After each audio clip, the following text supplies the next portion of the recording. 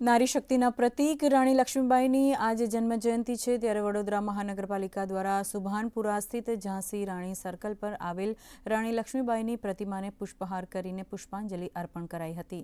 આ પ્રસંગે વડોદરાના મેયર, હોદ્દેદારો, વિપક્ષના નેતા, ડેપ્યુટી મ્યુનિસિપલ કમિશનર સહિત કાઉન્સિલરો ઉપસ્થિત રહ્યા હતા। મહાનુભાવોએ રાણી લક્ષ્મીબાઈના જીવન, તેમની અદમ્ય હિંમત અને હું મારી ઝાંસી નહીં દઉં ના સંકલ્પને યાદ કરીને યુવાનોને તેમના આદર્શો અપનાવવા પ્રેરણા આપી હતી।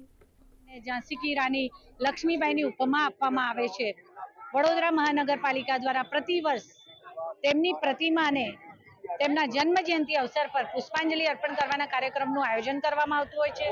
ત્યારે આજ રોજ મારા સૌ સાથી સભાસદશ્રીઓ, સ્થાનિક નાગરિકો, મોટી સંખ્યામાં નારી શક્તિ અને ભવિષ્યનું ભારત એટલે કે આજનું બાળક એવી રીતે ભવિષ્યનું વડોદરા એવા વડોદરા શહેરની શાળાઓમાં ભણતા બાળકો સૌએ સાથે મળી આજે ઝાંસી કી રાની લક્ષ્મીબાઈની પ્રતિમાને પુષ્પાંજલિ અર્પણ કરી હૃદયાંજલિ અર્પણ કરી।